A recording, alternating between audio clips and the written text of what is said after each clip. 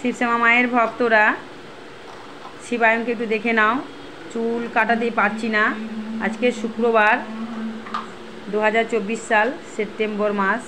বুঝতেই পারছো কি অবস্থা, দেখো খালি ছোটাছুটি করছে, চুলটা কাটাতেই পারছি না, প্রচণ্ড দুষ্টুমি করছে। দেখো দেখো চুলটাকে ধরে রাখা যাচ্ছে না, কি করে কাটাবো আমি বুঝতে পারছি না, একটা উপায় বলে দাও। দেখতে পাচ্ছ বাংলা ভাদ্র মাস।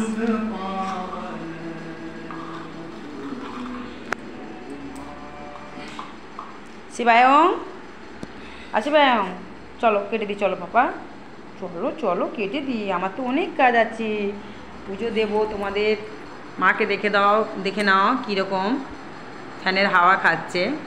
তো বাদল বলে একটা ভক্ত, শিবশ্যামা মায়ের ভক্ত, একটা ইউটিউব চ্যানেল মার খুলতে চায়, সমস্ত কিছু থাকবে ওখানে ভিডিওতে। প্রত্যেকটা ভিডিও নিত্য নতুনভাবে উনি ছাড়বেন, মার ছাড়বেন, কাজ বাজ ওনার যে কোনো ডেলি ব্লগ যেটা বলে, উনি একটা ভিডিও মাকে প্রচার করতে চান। ওনার একটা ছোটোখাটো চ্যানেল আছে, তো উনি মাকে প্রচার করতে চান, কারণ ওনার অনেক অনেক মিরাকেল করেছে। ওনার বিয়ে হচ্ছিল, মানে অল্প বয়স, কিন্তু বিয়ে করার জন্য বাবা মা খুব চেষ্টা করতেন, কোথায় বিয়ে হবে মা বলে দিয়েছিলেন, কোন পাড়াতে বিয়ে হবে। তো কত মাসের মধ্যে বিয়ে হবে মা বলেছিলেন, তো 2 মাসের মধ্যে এবার বিয়ে হয়ে যাবে। তো সেই পাড়াতেই বিয়ে হয়েছে, অনেক দূরে বিয়ে হয়েছে, কিন্তু সন্ধান মা ঠিক নিয়ে এসছেন, বিয়েও হয়ে গেল।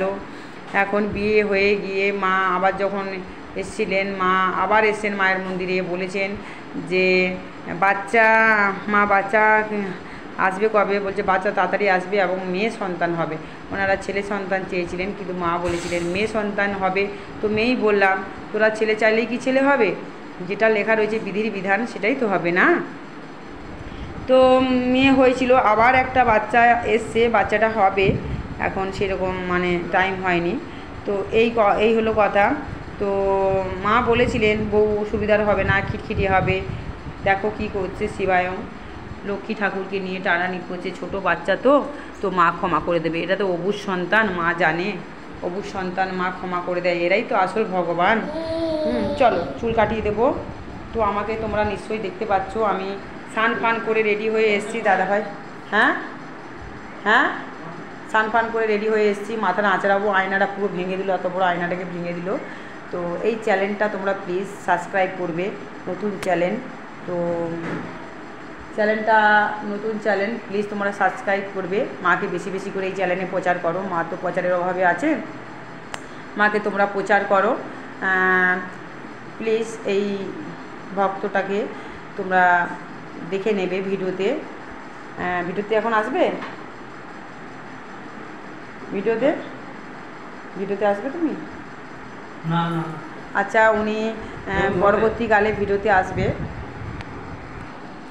ভিডিওতে ওনার ছবি আছে, তোমরা সাবস্ক্রাইব করলে বুঝতেই পারছো উনি মাকে প্রচার করতে চান। মা ওনার অনেক কী কী মিরাকেল হয়েছে, তোমার যা যা মা বলেছিল মিরাকেল হয়েছিল তো? হ্যাঁ হ্যাঁ মিরাকেল হয়েছে তো? হ্যাঁ হয়েছে।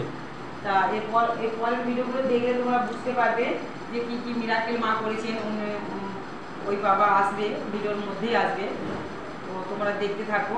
ভিডিওটা বেশি বেশি করে শেয়ার করবে, প্রচার করবে মাকে, আর কমেন্ট কী সব বলে আমি সব জানি না, লাইক কমেন্ট শেয়ার প্লিজ করে উৎসাহ দিও এই ভক্ত বাবাকে, আর মাকে বিশেষ করে বেশি বেশি করে প্রচার করবে। এই যে দাদাভাই চলে এসছে, ঘর মুছবে এখন, দাদাভাই চলে এসছে ঘর মুছবে। তো শিবায়নকে 1 ঘন্টা ধরে ঘুরঘুর করছি, ওর 8 ঘন্টা আগে চুল কাটা হয়েছে, আবার ঠান্ডা হবে ঘুমাবে সেই অপেক্ষায় রয়েছি।